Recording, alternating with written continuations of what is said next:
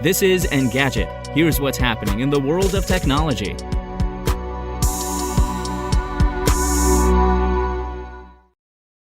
It's Monday, June 5th. I'm Imran Sheikh. Amazon might be planning to offer Prime subscribers a pretty significant perk, free cell phone service. According to Bloomberg, the company is talking with multiple U.S.-based carriers about offering cheap, around $10 a month, or even free phone service to Prime customers. Right now, Amazon is supposedly negotiating with the three major U.S. carriers, Verizon, AT&T, and T-Mobile, as well as the Dish Network, though it sounds like talks with AT&T have fallen off in recent weeks. It'll likely be a while before this potential offering launched, as Bloomberg says that talks have only been ongoing for about 6 to 8 weeks and they could still be scrapped. But given how expensive mobile plans can get, this could be a potentially interesting offer for Amazon customers.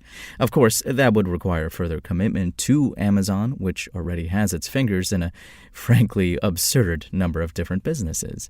So far, there are no details on what Amazon's service might look like, whether it would offer the same level of service as you'd get going directly through Verizon, T-Mobile, or AT&T. Specifically, carriers tend to offer more data at 5G speeds depending on what plan its users choose.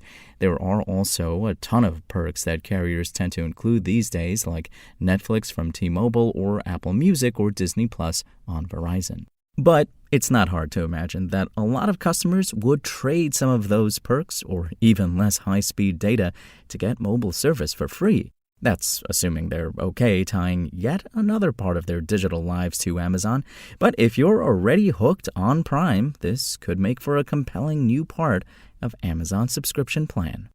It seems like every few weeks, NASA, the European Space Agency, ESA, and the Canadian Space Agency, CSA, drop an impressive image from the James Webb Space Telescope that is both stunning to behold and advances our knowledge of the universe.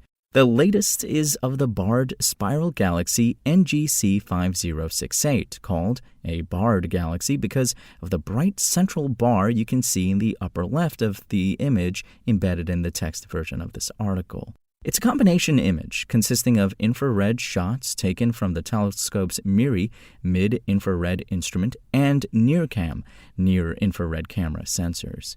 What those sensors captured is a galaxy in the Virgo constellation, about 20 million light-years from Earth, and because the JWST can see through the dust and gas that surrounds stars as they're born, the instrument is particularly suited to producing images that show the process of star formation.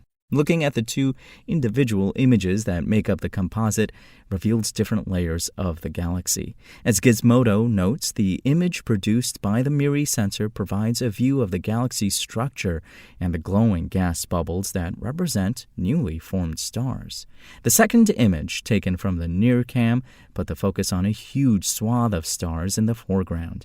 The composite, meanwhile, shows both the enormous amount of stars in the region as well as the highlights of the stars that have just been born. If you want to catch the latest tech news as it's happening, check out Engadget.com or tune in again every weekday.